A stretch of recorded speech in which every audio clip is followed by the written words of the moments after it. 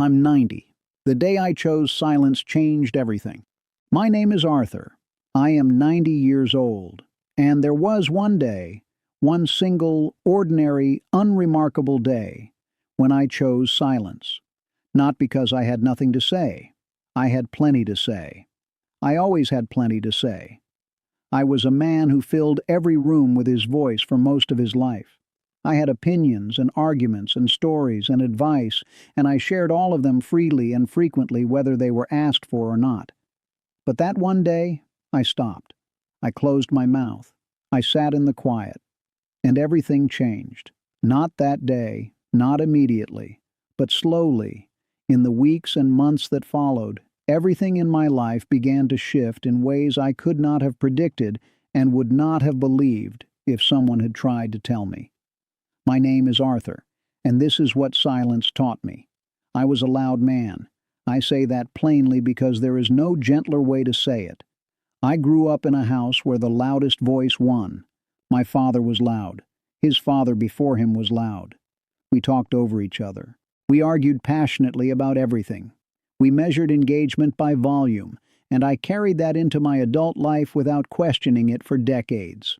I was loud in my marriage, loud with my children, loud at work, always the one talking, always the one with the answer, always the one who could not sit in a quiet room without feeling compelled to fill it. My wife Helen used to say, "Arthur, you are so busy talking, you never hear what anyone is actually saying." And I would laugh, because I thought she was exaggerating. I thought I was a good communicator. I communicated constantly. How could constant communication be a problem? But Helen was not talking about communication. She was talking about listening. And those two things, I have learned, are almost opposites. Real listening cannot happen while you are talking. Real listening requires the complete and total surrender of your own voice, and I had never surrendered my voice. Not once, not to anyone.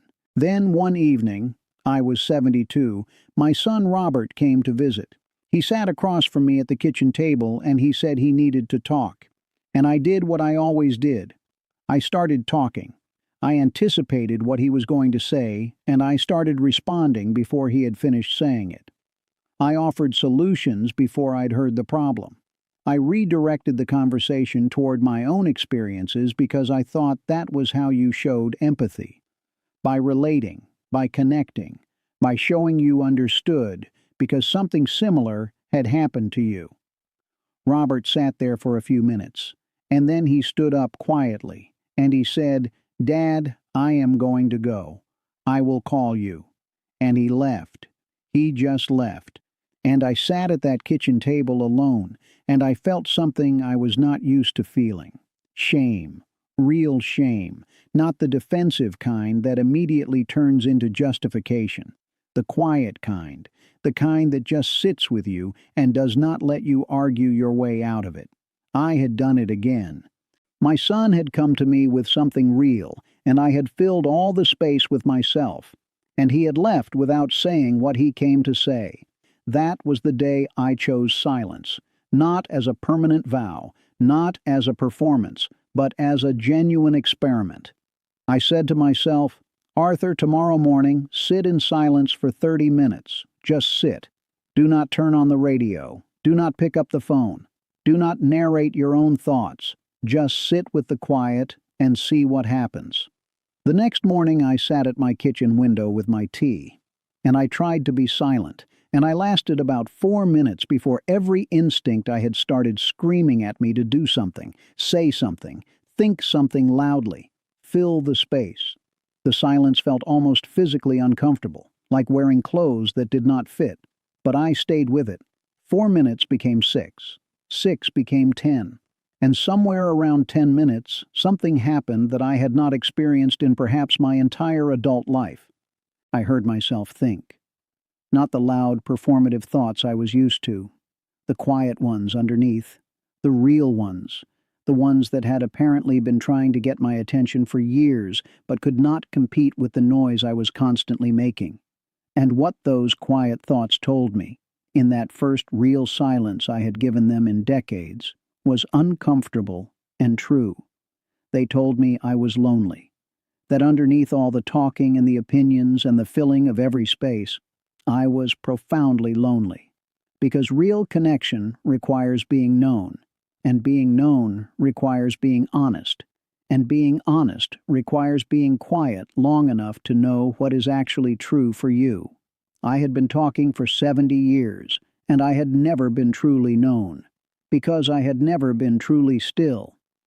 I called Robert that evening, and for the first time in our relationship I said almost nothing.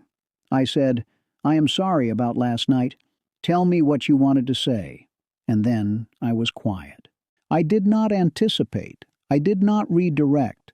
I did not relate it back to my own experience. I just listened.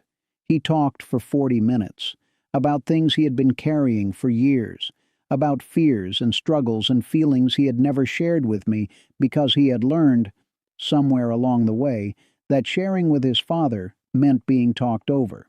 And I sat, and I received all of it. And at the end, he said, "Dad, that is the best conversation we have ever had." And I had barely said a word. That is when I understood. Silence is not absence. Silence is presence. When you are quiet, truly quiet, you become more present than any amount of talking can make you. The people around you feel it. They feel that you are there for them and not for the sound of your own voice. And they open. They tell you real things. They come closer.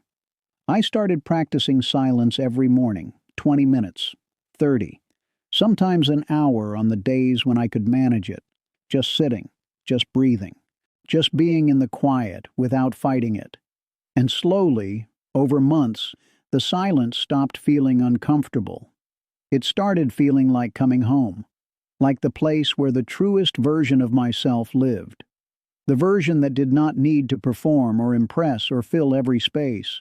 Just the quiet man at the window with his tea and his thoughts and his finally honest relationship with himself. The relationships in my life transformed. My children started talking to me differently, more openly, more honestly, because I had become someone who listened. My remaining friends, most of them gone now, the price of 90 years, they told me in those last years that I had changed, that I was easier to be with, that sitting with me felt restful instead of exhausting. And I knew what they meant, because I had stopped taking up all the air in the room. I had left space for other people to exist in. I am 90 years old. My name is Arthur, and the day I chose silence was the day I stopped being the loudest person in every room and started being the most present. It was the day I stopped performing and started listening. It was the day I finally heard, underneath all the decades of noise I had been making, the quiet truth of who I actually was and what I actually needed and how much I had been missing by never shutting up long enough to find out. If you are a person who fills silence, and many of us are, I want to offer you this invitation tomorrow morning, before anything else, before the phone and the news and the noise of the day. Sit somewhere quiet for 10 minutes. Do not talk. Do not plan. Do not narrate. Just sit. Just breathe. Just listen to the quiet. It will feel uncomfortable at first. That discomfort is not a signal to stop. It is a signal that something real is waiting for you underneath the noise. Stay with it and see what you find. My name is Arthur. I am 90 years old, and silence changed everything. Thank you for listening.